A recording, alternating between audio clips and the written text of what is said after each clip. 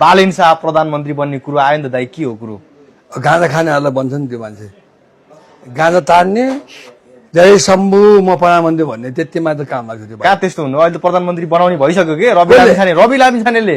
त्यो मुला ढाँगा चोरले कहाँ बनाउँछ त्यो भाइले?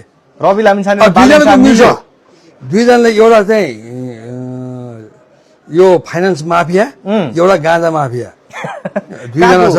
रवि फाइनान्स माफिया यत्रो छ देखेन अहिलेसम्म धरती निस्केको, कति 3 करोड हालेछ रे त्यसले, माछा लुट्न त लुटेको रहेछ यसले पनि। यो भाइ त्यस्तो होइन को? अब बुढाहरू नै खतर नाक परेपछि यसले लुटिहाल्यो के रवि लामिछानेले। यस, रवि लामिछानेले बुढाहरूसँग मिलेर लुट्या हो र?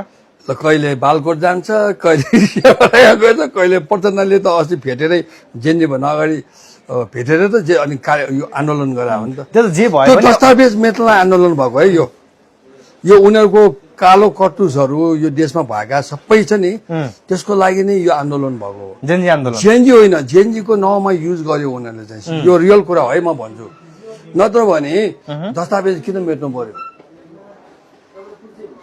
हो?